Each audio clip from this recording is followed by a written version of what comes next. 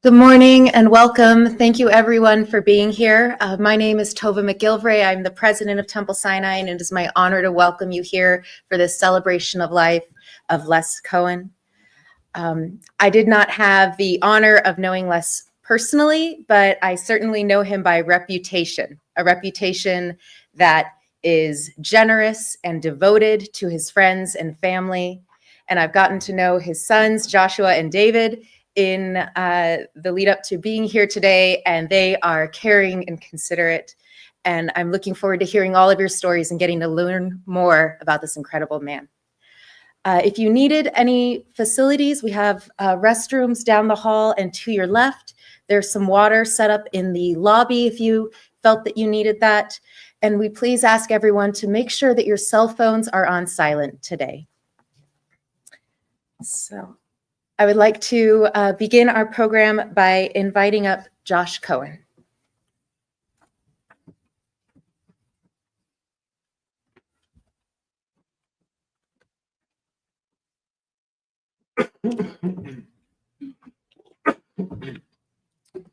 Morning, everybody. My name is Josh Cohen. I'm the older son of Les and Marcia. Let me first say thank you for all attending. We very much appreciate everyone taking a bit of their daily schedule and time from their lives to respect my dad.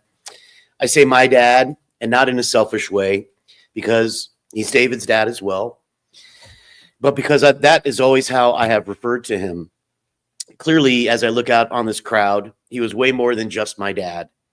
My parents moved to Reno in 2006, and while I've come to visit them on many occasions, I have not spent enough time here to be familiar with everyone in attendance. Some of you I know really well. Some of you I have spent a bit of time with, and some of you I don't know very well. But clearly everyone here has a reason for being here because of the connection with my dad. As David and his wife Lerma and my wife Fayzia and I have started putting affairs in order, it has become clear just how many tendrils and circles my dad had in the community. There is the temple and the Reno Chamber Orchestra and the book club and the wine club and his Hadassah group and the Reno Chamber Music Group, amongst others. He and my mom influenced a lot of lives. And we appreciate everyone in attendance for their warm words and thoughts. And it is not lost on us, on me, as to why there are so many of you in attendance, because for the same reasons that you are here, the way he treated you and made you feel, and the way he treated people he didn't know well or at all, are also the way that he treated myself and my brother David. And while some of you had obviously been closer to my dad than others of you, we spent a childhood with him and more. My dad always spoke to us as if we could understand everything he said. He never talked down to us and never made us feel like we weren't important. He wasn't always able to give as much time as he may have wanted to, but the time he spent with us was full. He worked hard, and that meant spending a lot of time at work, at his desk, researching and reading and writing. He spent a lot of time at the office, at home, at Purdue, at the law firm, but he also found time to sit with me and David on his lap in front of the TV, or coach us in our basketball games, or attend an innumerous amount of Pacer games over the years. And these were the times that he loved the most. He relished our achievements and commiserated with us in our failures, and he always made sure we were in the right state of mind. He said to us regularly that he was on our side and that we could come and talk to him about anything, no matter how difficult a topic it was. And he told us every day that he loved us. But he also used to say that saying I love you is not enough. You have to say it, you have to mean it, and you have to show it. He said many times that I will always give you a kiss when I see you, even in front of your friends. And so don't be embarrassed about it and know it's coming. And I say the same thing to my son, Judah. So let me give credit where credit is due. My dad did not have the early life advantages that my brother and I shared. He grew up in a house where his parents didn't always get along. He moved from one coast to the other when he was 11, and then moved again to a more permanent house when he was 12. His parents divorced when he was 16, and his father died when he was 21. His mother was a child of the Great Depression and foisted on her children much of that upbringing. He had plenty of opportunities to not achieve, but at 13, he met my mom and re-engaged with her at 19 when she returned to California to join him at UCLA. And she was the single greatest factor in shaping my dad and his future. Having said that, my dad was always a high achiever. After graduating from UCLA with a degree in political science and marrying my mom, he and they traveled to University of Santa Cruz, where he did graduate studies in political science, and then to Yale, where he received a PhD. By the end of their time in Connecticut, they had a son, me, and 2 weeks later, we moved to Indiana, where he taught American history at Purdue for 14 years. A few years later, a second son was born, my brother David. 10 years into his tenure at Purdue, we moved to Indianapolis as my mom was transferred with IBM, and he started taking classes in law school. He earned his JD, and 4 years later, he changed careers to become a lawyer. He spent many years doing both plaintiff and defense labor law, arguing cases in front of a number of higher federal courts, and he was an excellent courtroom lawyer, as you probably well know. But what my dad loved to do more than oral arguments in front of a judge was win by summary judgment. That meant picking holes in other lawyers' arguments and finding ways to refute other lawyers' points. My dad was an outstanding writer to the point where at the end of his career, that's what he did. He wrote briefs spelling out the arguments his clients would bring before the judges. It was like a game. And while my dad wasn't super competitive, he did like playing games. My dad was usually thoughtful and insightful, kind and generous, and tried to buoy people up. He fought for what was right. He tried to help people help themselves. And while sometimes he could come off as a bit insensitive to some, he never approached anybody in a mean-spirited way. He was smart and witty, and he enjoyed life, and he tried to make others do the same. I know that he has influenced everyone in this audience in some way. Again, some more than others. But when I look at the way that I run my life, from partnering to parenting to teaching. I understand that his approach to each has greatly influenced my approach. He and my mom helped give me confidence and caring and a strong sense of right and wrong. I've always felt like if I do something well, that I should help others that aren't as capable of doing them to do them. And while the hurt of losing him is fresh now, the pain will fade over time, but the memory never will. He will be greatly missed. Thank you.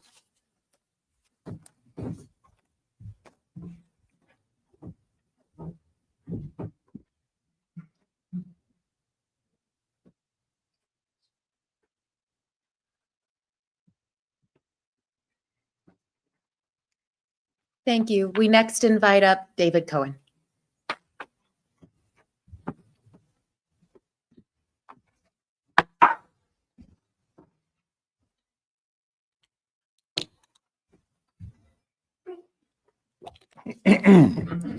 Good afternoon.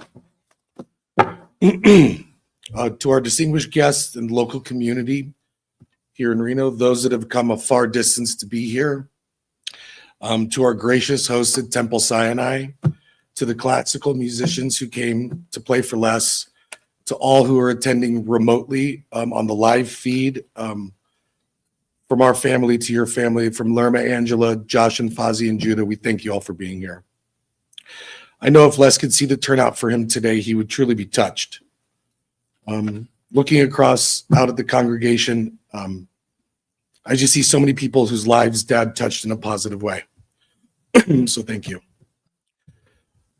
I once heard the idea is to die young, as late as possible.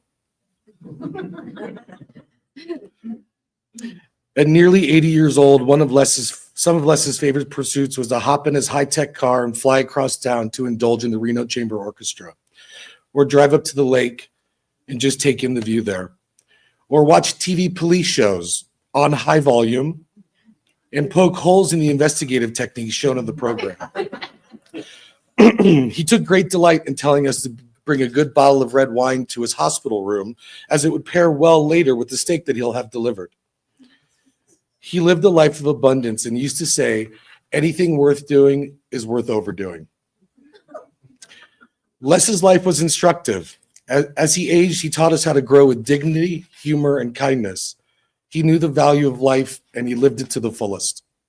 He was a voracious reader, and at times he would seek balance to his own views, which he often found in the literature that he read.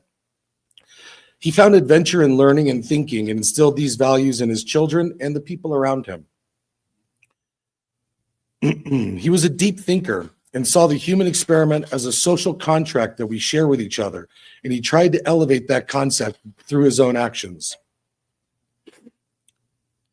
It reminds me of something Les used to talk about. He admired successful people who surrounded themselves with other smart people. As a successful person in business or in life, you needed other smart people around you to give you perspective. That meant that you and others had to be humble in your approach and gain and share each other's trust. Another one of Les's mantras was, if you think you're the smartest person in the room, you're probably wrong. And if you really are the smartest person in the room, then you're probably in the wrong room. He dearly loved the orchestra, art, history, and law.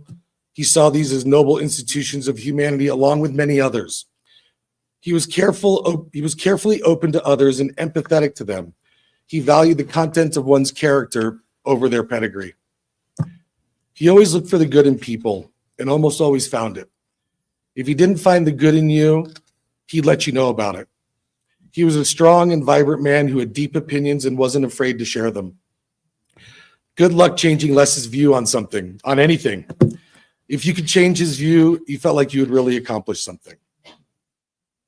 He consistently wrote editorials to the New York Times that would actually get published. Who do you know who's regularly published in a major media outlet? He sent an email to Josh and me in the last year that simply said, my number is up to 1,772, second on the list of intelligent, responsible, patriotic citizens at the New York Times. He was generous almost to a fault. He donated funds and his time to many upstanding causes, including the Reno Chamber Orchestra, Temple Sinai with the Marcia Cohen Education Fund, the San Francisco Opera, Doctors Without Borders, a couple of different schools at Yale, where he received his PhD, amongst many other philanthropic causes. He wouldn't go around the corner for a good party, but he would travel the country for a good cause. There are many people who say that Dad became a mentor and father figure in their lives, and he was such a good father. He was strict and rigid when he needed to be. He was a great teacher of life, and above all, he was loving and caring. He guided us, instilling strong ethics and values and respect towards other people and to ourselves. He taught us how to make the world a better place, and for those who didn't believe that that was possible, Les would send you a message. It is possible, and you're outnumbered.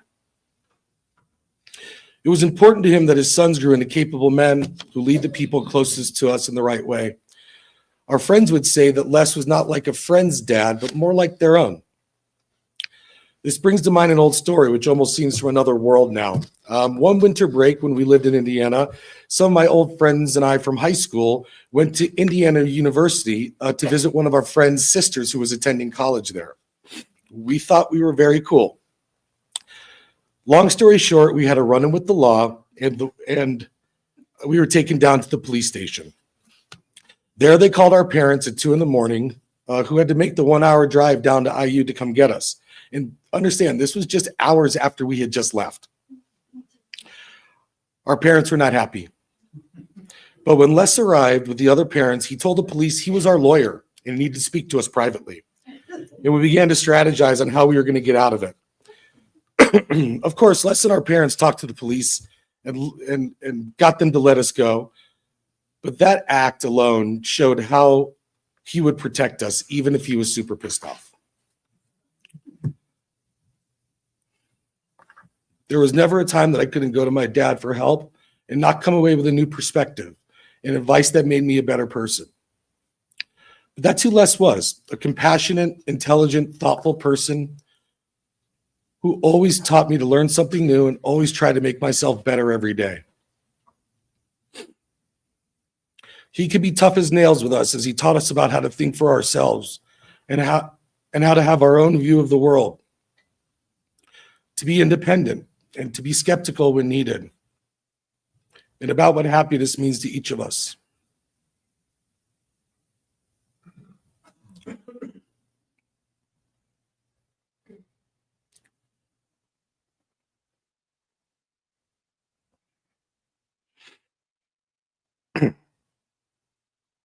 Even during his last days in the hospital in December, he continued to wrap his arms around us like he did his whole lives, our whole lives. He always thought of us first, always put his family before himself. The last things Les was thinking about was of his family and of our comfort. He was still thinking of me and Josh and, of course, his first true love, Marcia. There's no talking about Les Cohen without talking about Marcia Cohen. She kept him balanced, and she was one of the only people who could channel his energy into a different direction. He taught us how to be a good husband and father. He married his sweetheart, adored her, and was dedicated to her completely for 50 years. I'm eternally sad to lose someone so powerful in my life, but I'm eternally grateful that I had him in my life for as long as I did. He meant the world to me. We shared an uncommon father-son bond that I will cherish forever. The hardest part for me in losing Les is not just losing him as a dad and a mentor and a friend. It's losing a part of myself that only he knew, a part that existed in him. I'll always remember him as a great and noble man and the best father a son or daughter could have. I feel that Les is with Marcia now. Dad, you've done so much. I love you. We'll miss you, and you'll live in our hearts forever. Thank you.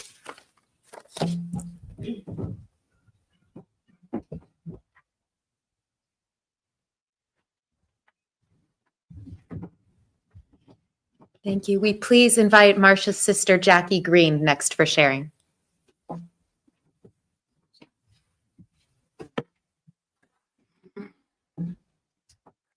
Well, welcome to everybody, and I'm glad to be here.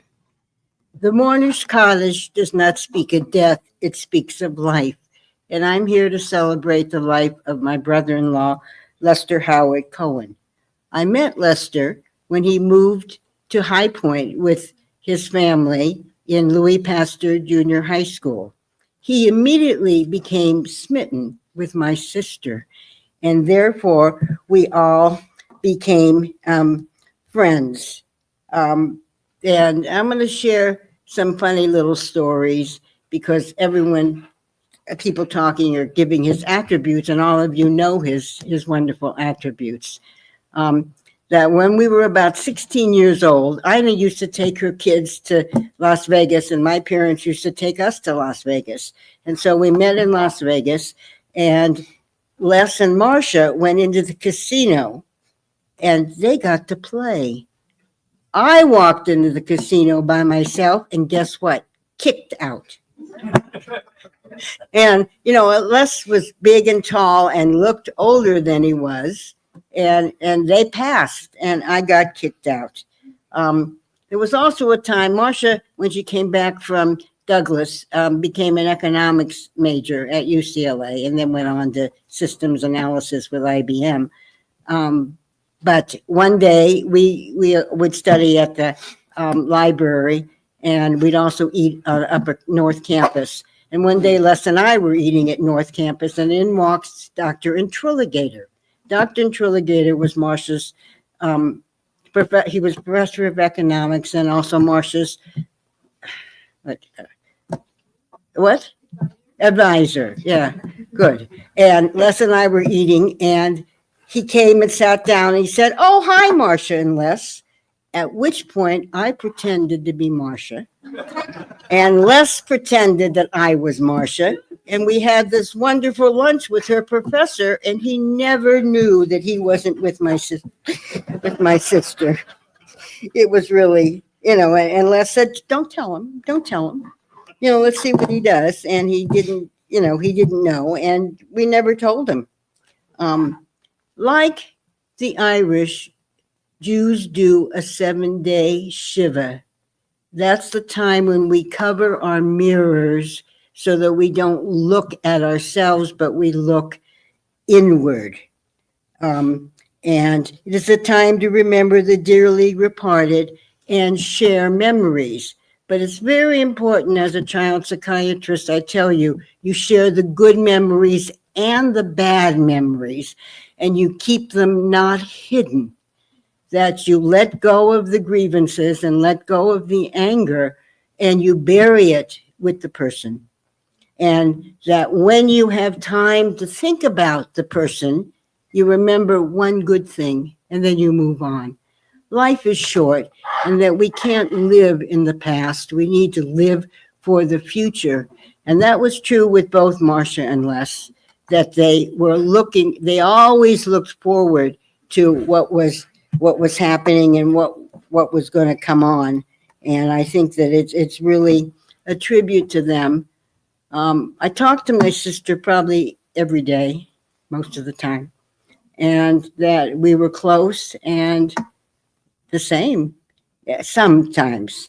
I think that both her sons say, I remind them of their mother until I do something that's totally different than what she would do.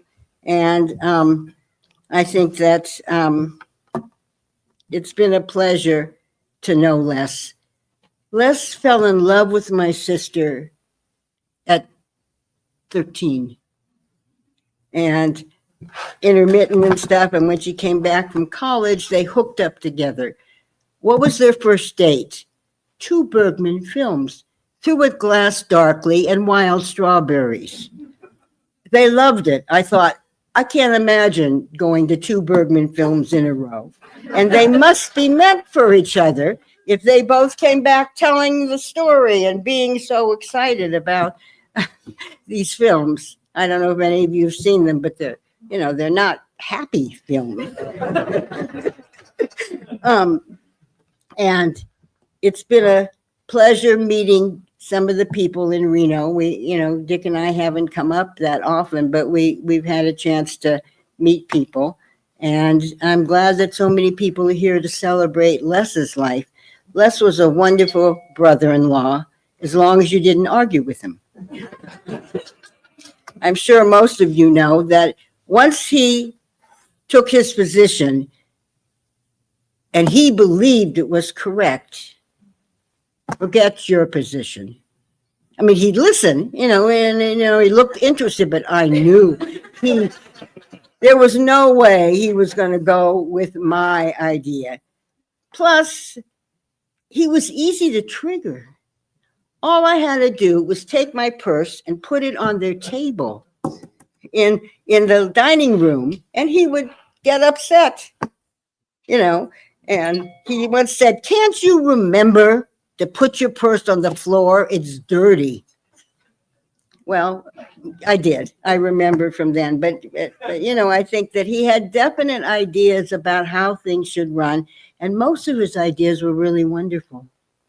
That rarely did we disagree on a big item. On little items, we could disagree. People say you're not to talk about sex, religion, and money with people. Well, Les and I agreed on sex, religion, and money. So we could have long conversations about these topics and we wouldn't get into any arguments because we agreed, and that he was a wonderful brother-in-law, and I will miss him. And I feel sorry that I didn't get up to see him in the last months, but we talked on the phone. Thank you.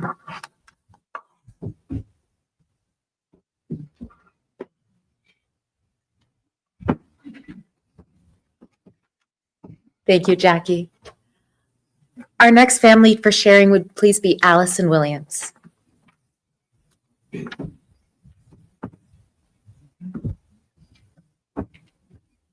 Good afternoon, everybody. I hope I can get through this okay, because this is hard.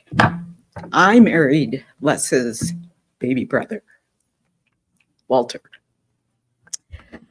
Walter always took Les's advice about almost anything. He followed very carefully in the honor of Les's paths through life. He even went to law school for 6 months, maybe. But after dating me for a while, Les said, "You are crazy if you don't marry her." And so he did in 1990. And that began a friendship that grew richer, broader. David, you did this without crying. And I'm thinking, geez, I don't know if I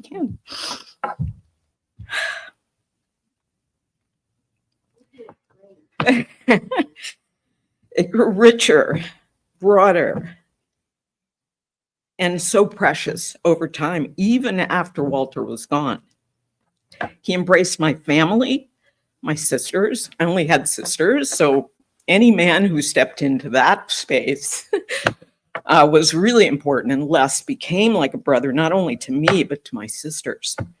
He was there for us in the good and the rough times with sage guidance, life, love, leadership, sometimes off the record legal advice, but he was always there.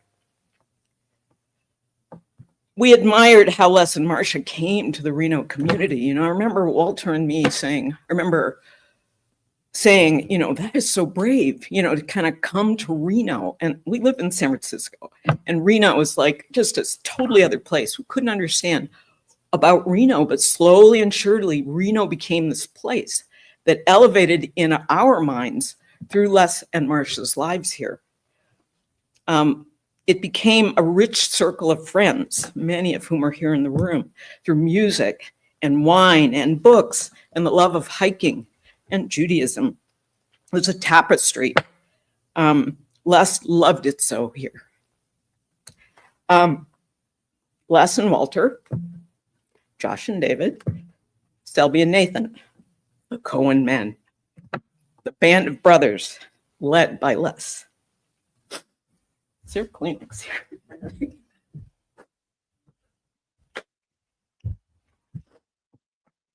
I learned from Marcia how to live with them.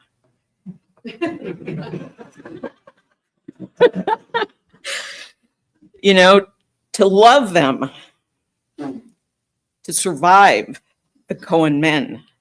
And we would often find ourselves sitting and watching in disbelief, like a comedy show at times, like a debate team. I mean, love looks like our anger, and anger can look like love. And the way that people show love can be very different from family to family, from culture to culture. And I used to think they were angry at each other. They weren't angry. They were showing just the most passionate form of adoration and love, commitment, and caring about each other. But guaranteed, it was always loud and always loving, and usually led by Les.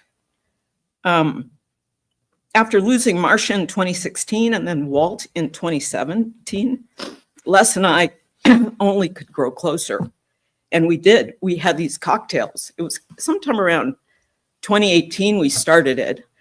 But then COVID came, and we set it up in our calendars like every 2 weeks. And I won't lie, we missed a couple of weeks sometimes, but we would uncork a bottle of red wine. He would sit in his office at the house, and he'd be facing the window. And with the hour time difference, we might have, I'm not gonna lie, 2 glasses, sometimes more. The thing that would stop us usually was that it was dinner time, it was time to eat. But in the process of talking about everything, I would watch the sun kind of go down and reflect off his face, and he would become bright orange. And it wasn't because of the wine. And we just, actually, those were the best times. We would avoid making other meetings at that time, just so that we could spend that time. And it wasn't always happy times. It was not always happy times. There was kind of a dependent tether that we had because of our lives together and because of our losses together almost at the same time. So the profoundness of losing him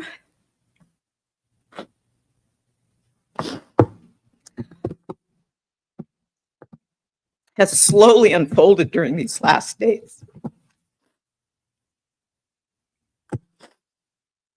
Because, actually, you said it, Jackie, it kind of seals off a series of stories and memories, endless funny things in their lives. The only other person who knew certain things about Walter was Les.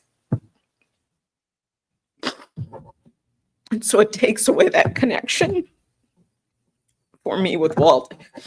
I was just really not prepared for that. I wasn't at all prepared for that. But I'm totally uplifted in knowing that somewhere the brothers are together. And again, in a spirited continuum of life, the Cohen men are still at it.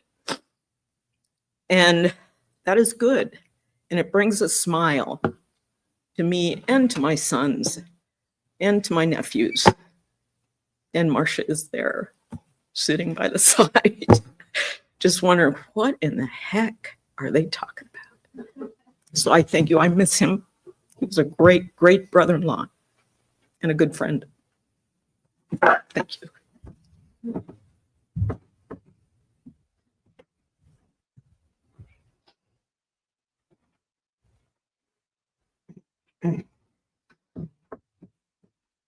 Thank you.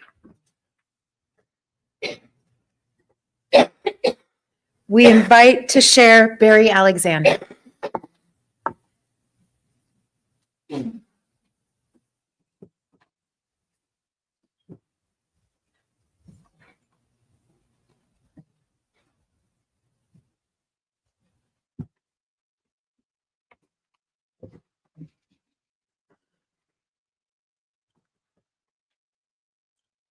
Shalom, everyone. For those who don't know me, I'm Barry Alexander, and to David, Josh, Judah, and your families, thank you for including me in celebrating the life of my oldest and dearest friend. I want to share a little of my personal photo album. Without the pictures, I'd like to describe them to you. if you can, please picture two not yet 14-year-olds, lean, still growing, curly headed, if you can picture that. Eighth graders meeting on the athletic field. We stopped calling it playgrounds at that time. At Pasteur Junior High School in the spring of 1958. For some of you, that may seem like history book time. For Les and I, when we reminisced, usually over a glass of wine, actually always over a glass of wine, it appears as yesterday in our dreams until we awoke to reality. And we always shared a lot of smiles when we brought those pictures back in time and back into focus. And last time we toasted each other to having reached the milestone of 80 years. We were proud of that fact and agreed that we were also playing in overtime. Not to use a sports analogy, but we agreed we were playing in overtime. Looking back, I was always welcomed into the Cohen home, which was just a few blocks from mine on High Point Street in Los Angeles. And I remember a few times when I would show up to meet Les for some wild adventure, like going out for a burger or playing basketball. And as we were leaving, Les's mom would yell like we were just out the door, "Take Walter with you." Of course we would. Walt was maybe 8 or 9 years old at the time, and he idolized his big brother. And Walt was also always fun and a good sport. He was never a problem. Women and girls thought he was cute. And they felt we were honorable to include him. So we got points for that. I recall a few trips to Dodger Stadium with Les and Walt, hosted by their dad, and for an afternoon game, and he would take us out to dinner afterwards at his favorite, or the boys' favorite, Italian restaurant. It was a place called Rudy's on Crenshaw. It was a really good memory. Les and I often talked about it. I recall once in our first year in French class at Pasteur Junior High, Les and I always sat at the back of the room. Whenever we had a class together, we felt self-conscious being usually bigger than most everybody in the class. Les and I, maybe one other guy, another linguist like we were, started singing, "Oh, s'il vous plaît, restez avec moi, Diana." We didn't get into too much trouble because our French was accurate, but the teacher was puzzled. What we were trying to sing was the Paul Anka song, "Oh, please stay with me, Diana." We did it right. Some of the class actually figured it out. That was a big song in 1958. I'm grateful to having spent a couple of days with Les just before this last Thanksgiving. And we even went out to dinner together, and he drove.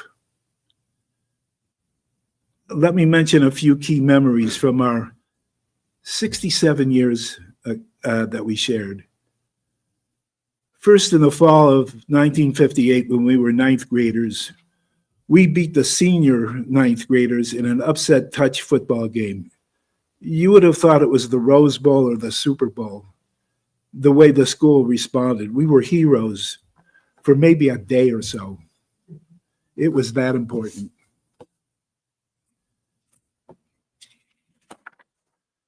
That summer in 1959, it was a pivoting time for us.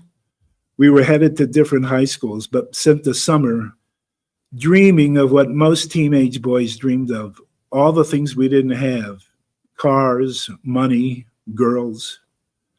not necessarily in that order. We did have a group of friends that rode the big blue bus down Pico Boulevard to the beach about once a week. And of course, there were girls, no cars, not much money, but a new invention, transistor radios. Les and I dreamed of getting our driver's license, getting cars, going across the country, finding jobs as camp counselors in some mountains. We couldn't even find jobs in LA. But we stayed close during high school, even though we were at different schools. We spent Saturday nights either bowling or looking for a pool hall or whatever. Along the way, Les decided without declaration that a girl named Marcia, that we both knew from junior high, was meant for him. Marcia went east for the first 2 years of college, and during that time, Les met a girl who was going to school at UC Berkeley. He arranged a blind date for me with that girl's roommate. That year was 1963. Marcia returned to Los Angeles and UCLA and Les. His ex-girlfriend's roommate at Berkeley was now at UCLA.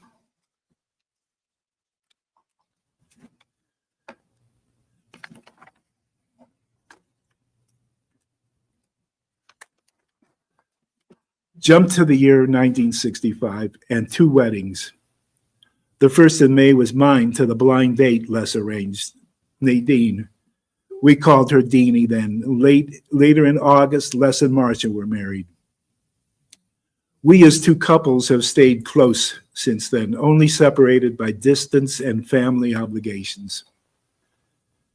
Nadine asked to add that her ongoing friendship with Les and later with Les and Marcia was like a wedding gift she received for marrying me.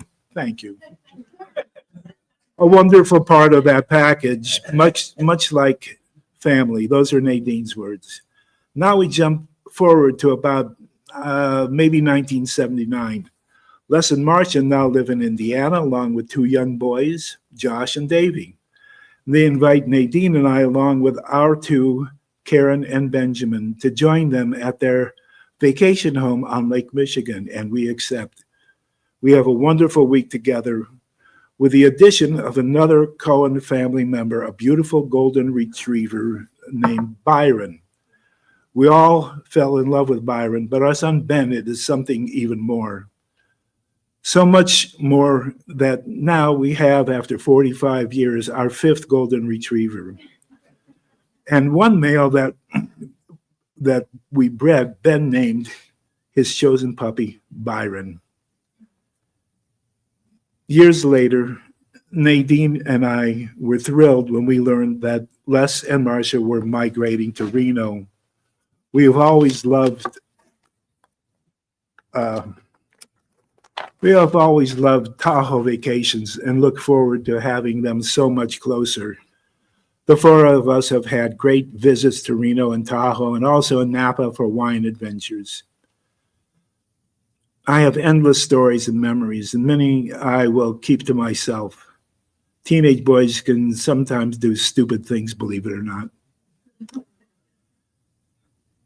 To Josh, David, and Judah, you know how much he loved you and how proud he was to be your father and grandfather. Here's to you, my friend. You're part of me and always will be among the best. Love you.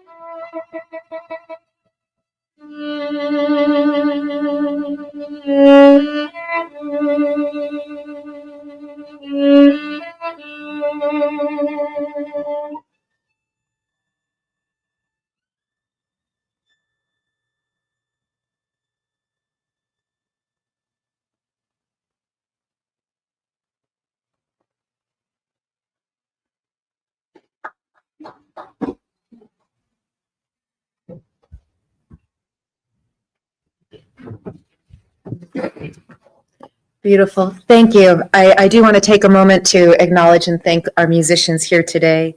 Stephanie, Ruth, Dustin, Peter, and Dimitri. It's beautiful. Thank you so much. We're so grateful for everybody who made it here today, and we acknowledge that for some friends and family, being able to attend in person just was not possible. Sharing letters of remembrance from friends and family who weren't able to be here, I would first like to invite up Gail Small, please. Is Josh going to? Scott got the weight out of Mexico. Absolutely.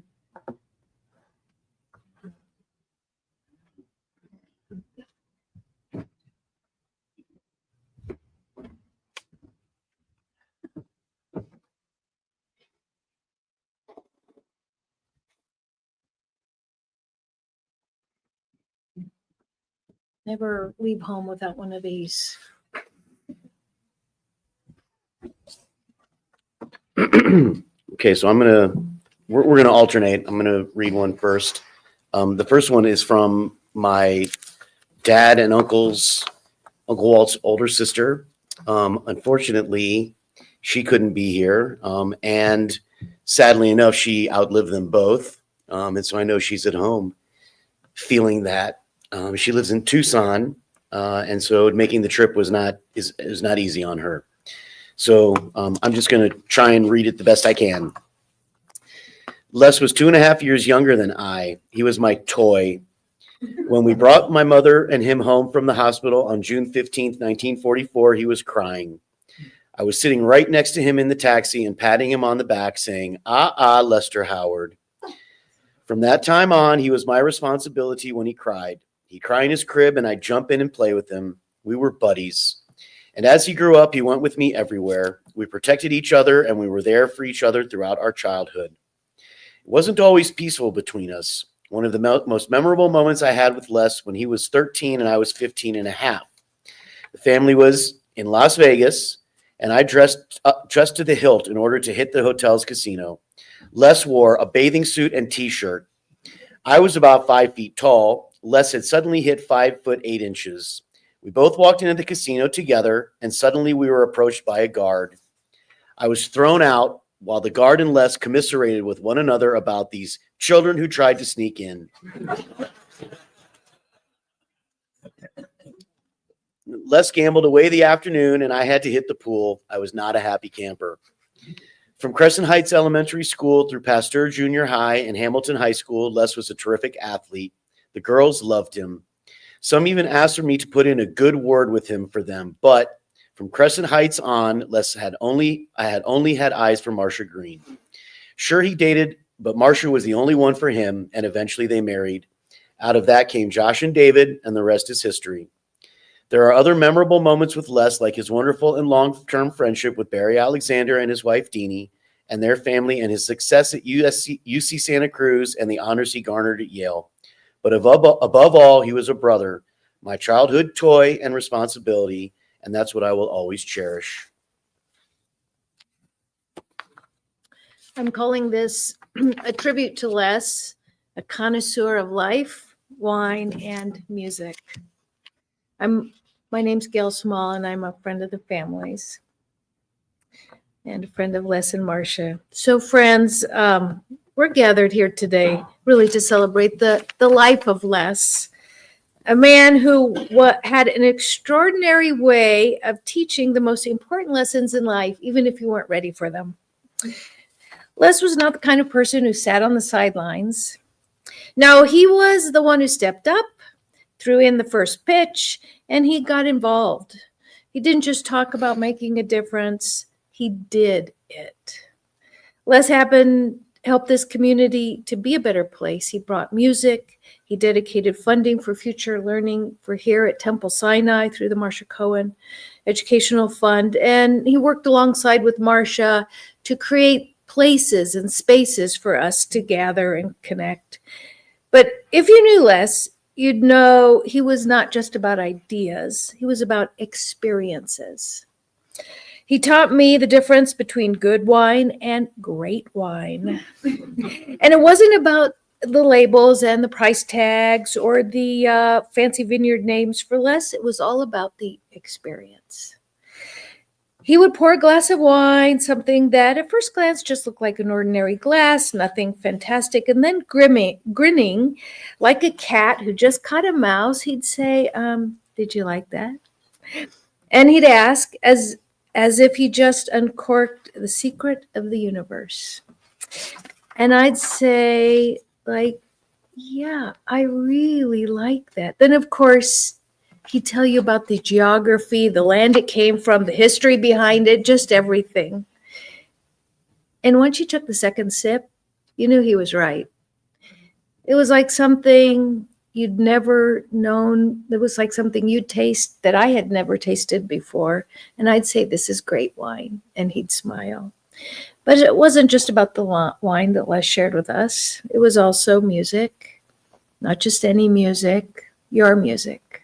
your music that's experiential, that brings us to places that we wouldn't be without you, the musicians.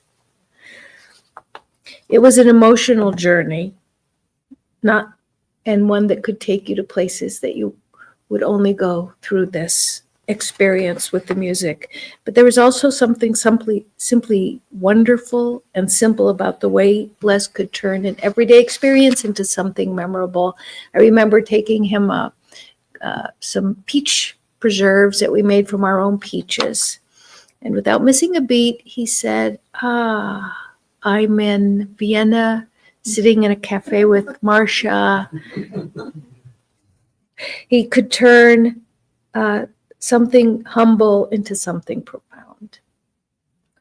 One of the greatest lessons Les taught me was how to truly live by enhancing both the mundane and the wonderful. Les was my adopted big brother. Marcia was my adopted big sister, even though I beat her by a few inches. He did teach me how to appreciate the finer things in life. So today, as we celebrate the life of our dear friend and family member, let's not remember him with sorrow. He wouldn't have wanted it that way. He would not have. He wanted to laugh and enjoy and experience life and all that it has to offer, with wine, with music, and with the kind of love that makes life worth living. So here's to you, Les. We'll carry on your lessons with laughter and your spirit with us. And next time we open a bottle of wine, we'll remember it's not just about the wine. It's about the company we keep and the gift of life itself. So rest in peace with your beloved Marcia. May you always have great wine and music and friendship. You've shown us how to live, and we'll keep that beacon forever. Thank you.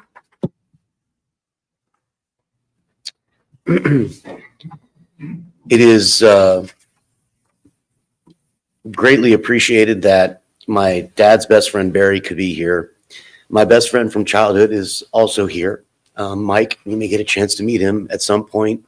Unfortunately, David's best friends from childhood couldn't be here. I know they're watching from afar, and this is the words from one. I will then eventually give the words from another. And these are from David Snyder, one of David's two really amazing best friends from back home in Indianapolis. They say it takes a village to raise children. Our village was a small one, but looked after by great parents. Les Cohen was one of the best fathers to so many of us that did not share his last name. A large man who gave airtight hugs and a handshake like a baseball glove, always had time for us little guys. He was kind and loving, and his intelligence was contagious. To be around him was to learn something about the world, or more importantly, something about yourself. I will forever be thankful for the many hours around the Cohen dinner table. Les would spark a topic that had multiple angles, guaranteeing that Dave would contradict Josh in his opinion. He would sit back and hold court as we dug deep into understanding why he had selected the issue initially. It was years until I began adding my input, but quickly learned that he would always support me no matter what I brought to the table. There was nothing better than the approval of Mr. Cohen in his kitchen at the dinner table or in the basement during a Pacers game. The smell of fresh pipe tobacco, that cackle of a laugh, the honesty, love, and generosity he gave to us all that entered his home was part of why some of us have never left. We will always be in his home as we now operate our homes in this way. Our village has grown, making his reach even further today. He lives in his sons, his other sons, and now my sons. He is already missed, but will always loved and will never be forgotten. Love you, Dad.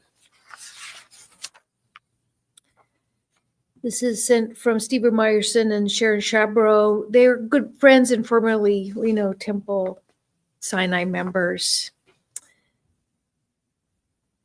Steve writes, Sharon and I had the privilege and friendship of both Marcia and Les over many years in Reno. Our Havara wine, country trips, men's club, Reno Chamber Orchestra, involvement, personal time together enriched our lives.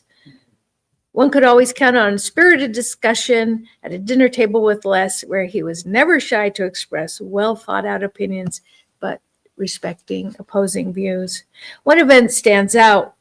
When I had a pickup truck, Les and I went to a local store to pick up a new refrigerator. I'm telling you, full size, to replace the one in his garage. The store placed it in my truck bed, but with a recent back surgery, it made it pretty unlikely for me that I would get it off my truck to where it had been placed. So during Les's more formidable physical period, I watched as he lifted the sizable refrigerator and placed it in the corner of his garage.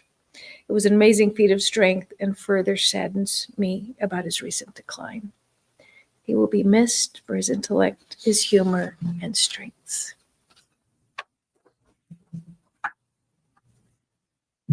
This one is going to come from Matthew Smith, also one of David's very, very close friends and good family friends. And when I say David's friends, I don't mean just his. They're my friends and little brothers. And, you know, it was a village that we had there. So I grew up only 5 houses away from the Cohen family in Indianapolis, which means I spent a lot of time at the Cohen residence. I was always welcomed into Les and Marsha's loving home, regardless of the time of day or the number of hours I'd been there the day before. I will always remember the way Les greeted me with a smile and hand placed firmly on my shoulder. When he asked about my life, he listened with genuine interest, asked thought-provoking questions, and reassuringly offered guidance. Although my early life happenings may have been trivial, his wisdom, support, and joyful responses gave me confidence. I always took comfort knowing that he wanted the best for me and my family. Some of my favorite memories are the many Thanksgivings and Seder dinners our family shared over the years. Beyond the food and obvious traditions, these celebrations gave us opportunities to bond, laugh, share personal reflections about another year past, and dialogue about life and world happenings. I will always remember Les's thoughtful insights, honest opinions, and direct assertions. He said what he meant, he didn't hold back, and his words were always worth hearing and listening to. Les was so much more than a neighbor, a coach, a mentor, and a friend to me. He was another father. His strength and love for his family was unrivaled and comforting. I will always be thankful for the way he welcomed and nurtured us our formative years, and I am grateful for the brothers he and Marcia gave me, and Josh and Dave. I and the entire Smith family will love Les and the Cohen family always. Same family. That's the parents. Family. So right? this is from the parents. From the parents. So this is from the parents of Matthew. Matthew. Yeah. From the parents of Matthew. This is Harold and family. Well, sending, again, because they could not make it, they share that Les had many involvements in a variety of non-related passions. Obviously, he was a leader and a doer for all of them. The lives he touched are as diverse as the activities he championed. Josh and David have a role model of strength, decency, and integrity unmatched in most young men's lives. Our family love Marcia and Les and feel a heavy burden of both their passing. For both Josh and David and all of you. We all send our heartfelt condolences and love to you all. May their beautiful memories be their remembered as beautiful lives and comfort and healing to you in the days and years ahead. Thank you. Thank you.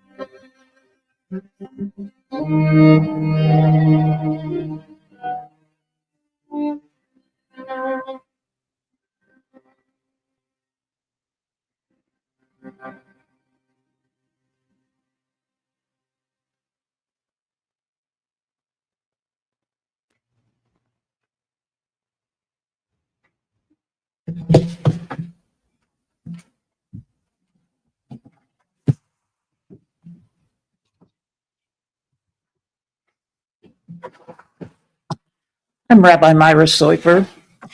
I am the Rabbi Emerita of this wonderful synagogue, Temple Sinai, where I had the privilege of serving for 26 years. And during those 26 years, I had the added blessing of being Les Cohen's rabbi. In just a few moments, we will offer the opportunity. There's been so many wonderful memories and remembrance and people speaking. We will offer the opportunity. There may be some among you who have not had the chance to speak who would like to, and we will make that opportunity available. I would like to frame that and indeed frame this entire wonderful memorial with a story from the classical rabbis. The story starts on the shore of the sea, where there are people gathered, and of course there are vessels, boats of all different sorts, coming and going.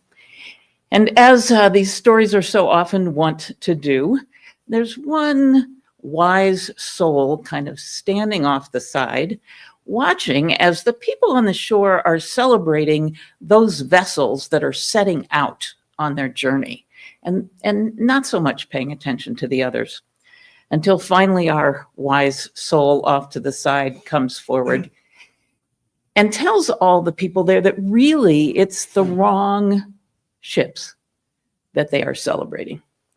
Not, he says, not the ones that are setting out on their journey, but it's rather the ones that are coming back into port that you should be celebrating.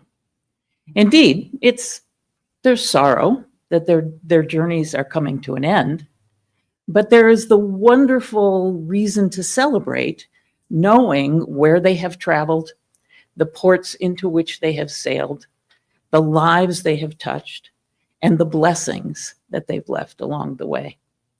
Those are the ships to celebrate. And indeed, that is what we do this day, as we think back on all the wonderful blessings and gifts that Les left along the way. And so if there are some of you now who would like to say a few words, who have not had the opportunity, we invite you to come forward. We ask you to please be brief, to tell us who you are and to share your memories. And we are well aware that this may be a hard time to speak, so that there may be many with memories who choose not to do that. But for those who are able and willing, please.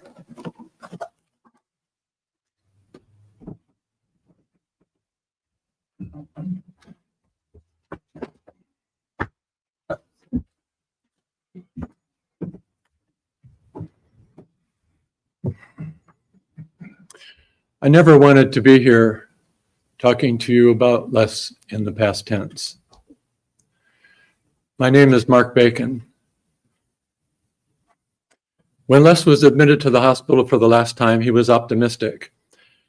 I remember sitting in his room and listening to him talk to the admitting nurse of another hospital about a hip transplant surgery that he'd been planning for some time in hopes of relieving some incessant pain that he had for many months. I remember sitting there and seeing he was animated and, as I said, optimistic. But unfortunately, due to the multiple complications, a week later, he was gone. Les Cohen was one of the best friends I've ever had. He was at times an advisor, a confidant, a truth teller, and a good friend. We met about 20 years ago when both of us were newly elected board members on our homeowners association. And we discovered right away that in addition to having this board in common, we also had many other things in common. We had lunch and were quickly friends. Early on, when we were a little bit younger and a little bit more agile than we were later, we would go hiking in the foothills, and we'd talk about the scenery, the landscape, the plants, vegetation, but mostly we talked about current events, about politics, philosophy, religion, and values. Les was a person with whom I could share anything. He didn't judge. He listened. He offered advice if it was asked for, and he supported me with feeling and good humor. That we shared almost the same views of politics and ethics and the principles that go along with it made our friendship all the more easy. He was one of the most honest people I've ever known. I don't know if anybody's mentioned that today. It's a value that I think is sometimes lost today, given our society. The few times we disagreed was about when he would tell me that he and I were different, that I was a progressive, but he was an old school liberal. He was one of the smartest and well-read people I've ever known. You've heard about his education and his background. I used to tell him he had more degrees than a thermometer. He sometimes gave me advice on my work. I'm a mystery writer. I write murder mysteries, and he helped me with legal advice on things like publishing contracts, but he also gave me some ideas for some of the problems that my characters got into. And in fact, in the book that's just about to come out, he introduced me to a concept of trade disparagement that turned out to be a key element in my plot. Les and I and two other guys, one of whom has passed away as well, started a men's book group about 16 years ago. And in that time, I think we've read about 200 or so books. We've read classical literature, contemporary novels, history, biography, nonfiction. I looked forward to our monthly meetings in which Les always had an analysis of what we were reading, and also opinions, of course, which he gave sometimes very strongly. Some of the members of our book group are here to honor Les today. In recent years, Les and I had breakfast once a week. It was just two old guys sitting, having tea and coffee, eating eggs, and talking about how to save the world. Les was in the hospital for 2 weeks before he died, and I've missed several breakfasts now, and his passing left a hole in my life.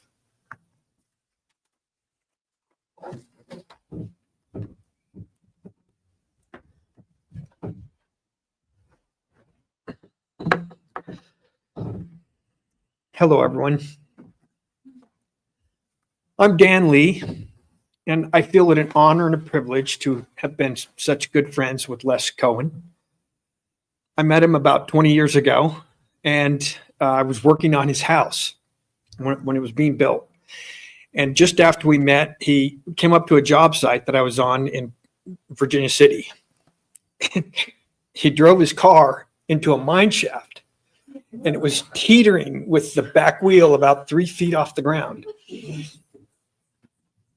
He got his wife out of the car and was trying to get a call to a tow truck. And I came down from the job site and I said, "You don't need to call a tow truck. We can get that out of there." And I said, "You get back in and I'll just put a little weight on the back end, and this back wheel that's spinning will touch the ground. You'll drive right out." And it worked. And I would have forgotten of it. But every time he saw me, he reminded me, "You saved my car." I recently, about a year ago, I wrote a book and I said, I want to have somebody read this. And I brought it to a dozen friends of mine that were attorneys.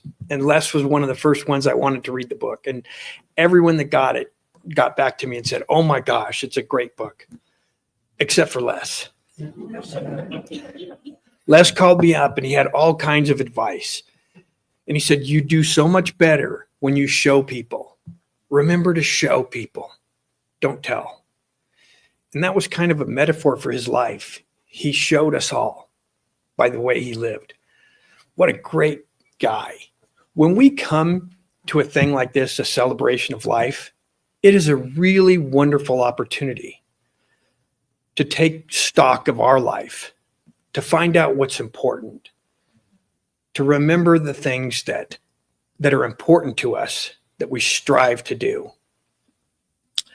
It's been such an honor, and he is such a good man that you can take every virtue, every noble quality that you saw and take it now into your own life and use that as an example of how to live.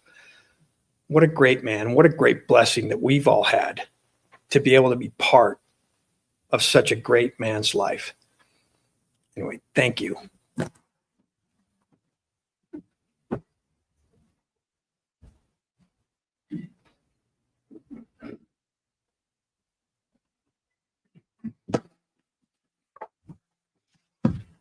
Hi, my name's Jeff Kingold, member of the synagogue here, friends of the Cohens for many years.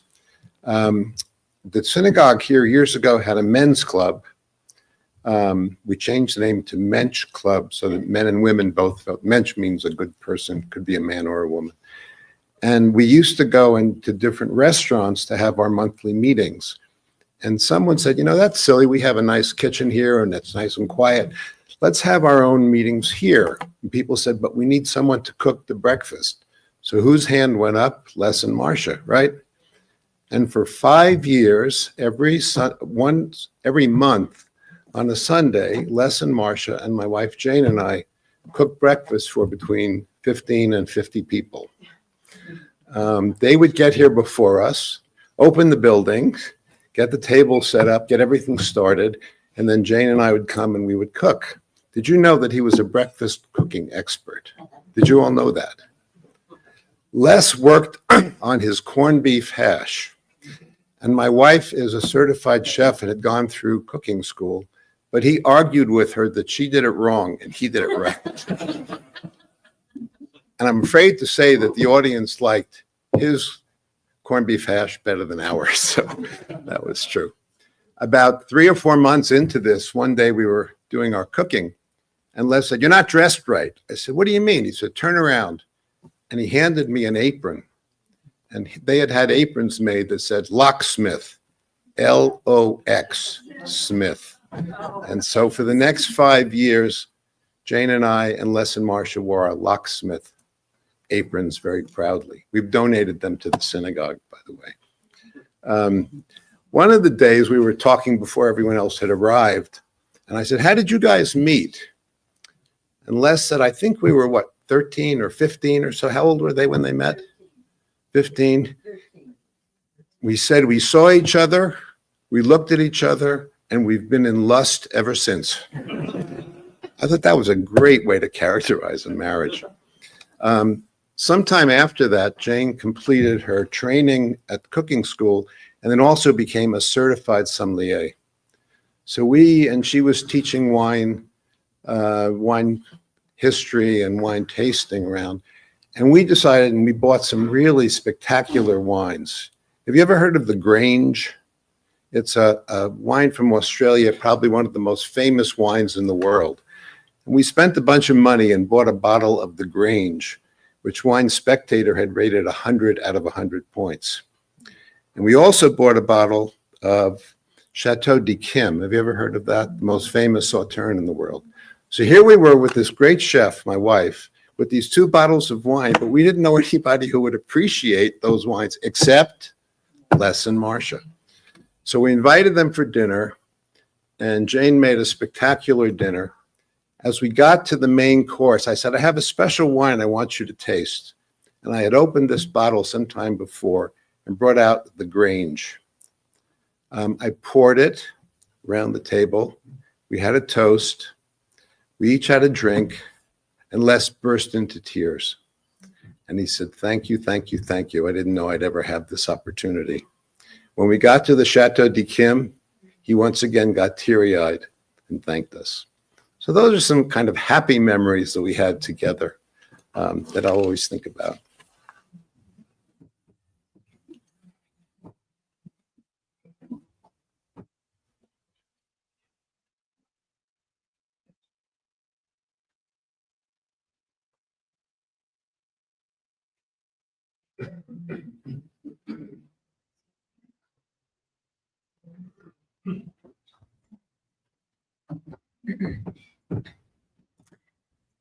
I'd like to share a remembrance from one of our many online viewers today.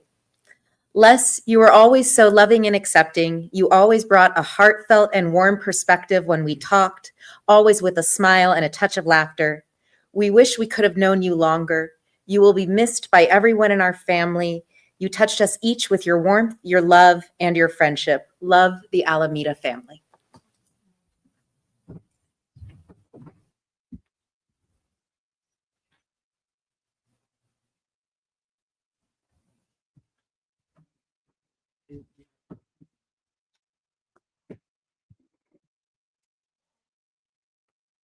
I'd like to ask us to take just a few moments.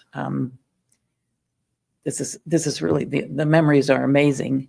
And again, I know for some, the memories are hard to speak at a moment such as this. So let's just take a few moments of silence. And I would ask you in your own hearts and minds and souls to remember and think about the ways in which Les's life touched yours and the blessings that he gave you. So let's just pause.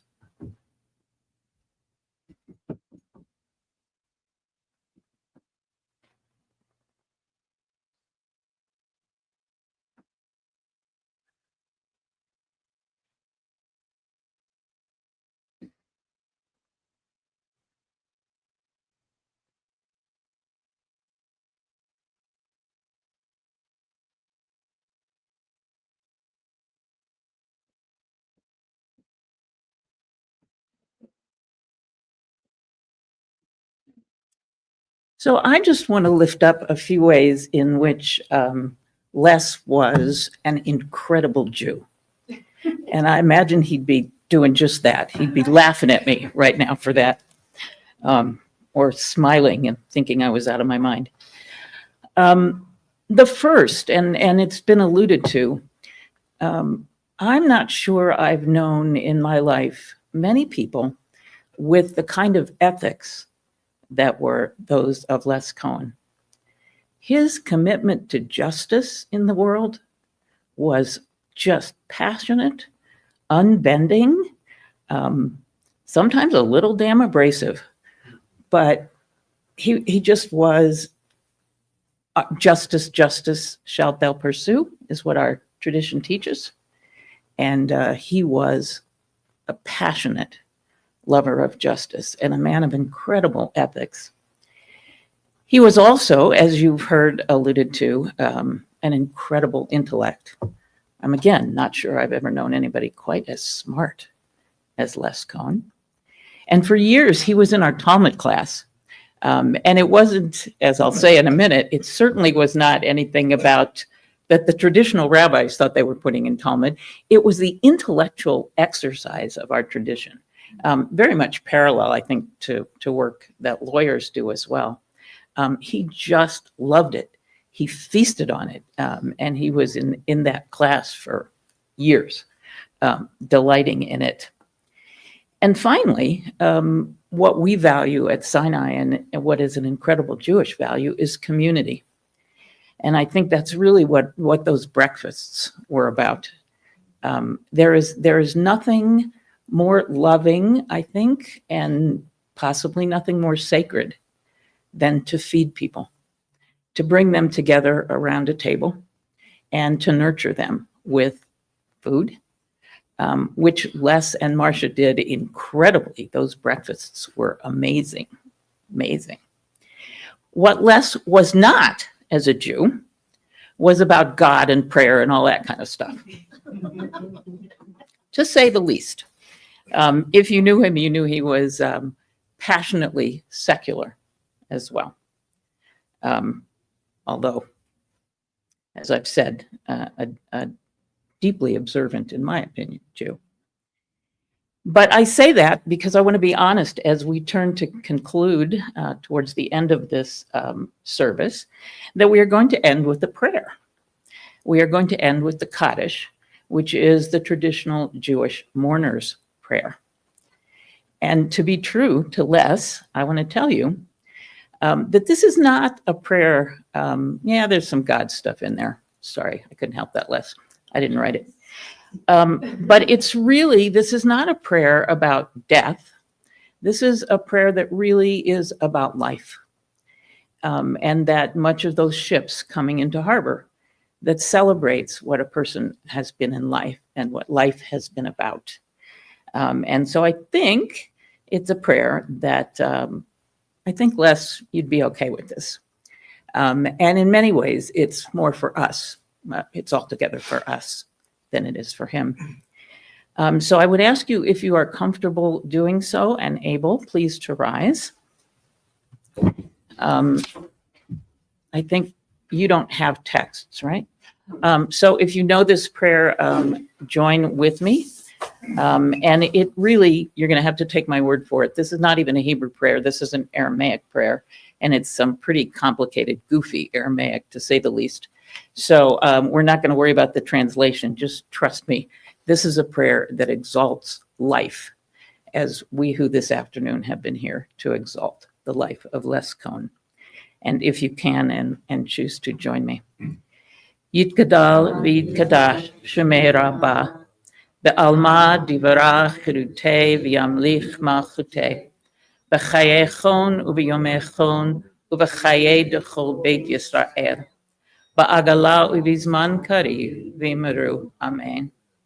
Yehei shmei Rabba mevarach le'alam u'lemei almaya, yitbarach v'yishtabach v'yitpa'ar v'yitromam v'yitnaseh, v'yithada v'yitaleh v'yitalal shmei dekudesha berichu. Le'ela min kol birchata v'shirata, tushbechata v'nechemata, da'amiran ba'alma v'imeru. Amen. Yehei shlama Rabba min Shamaya, v'chaim aleinu v'al kol Yisrael v'imeru. Amen. Oseh shalom bimromav, hu ya'aseh shalom, aleinu v'al kol Yisrael v'al kol. Amen. May the one who makes, ultimately, some of us may think or may pray, is the ultimate source of life and harmony, and we pray for peace and justice. May that source, however you perceive that source, bring comfort to all of us here. And as we go forth from this place, as we will in just a little bit, may we commit to living our lives in ways that uphold all the wonderfulness, the good values, the blessings, the enduring gifts that were those of Les Cohen.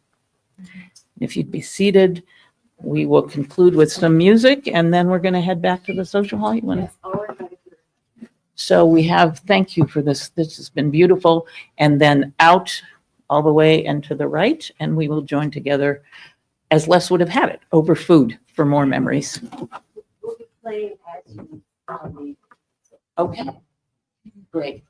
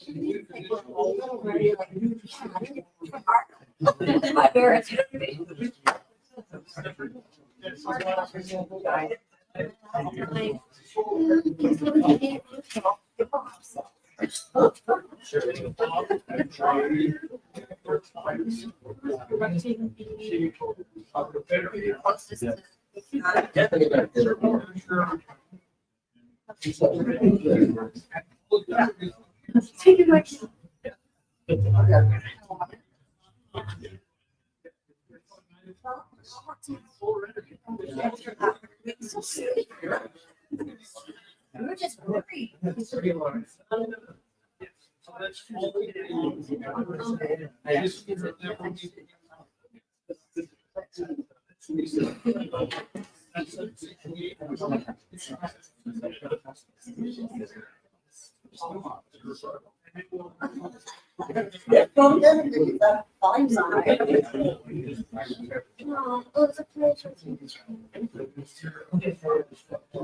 No.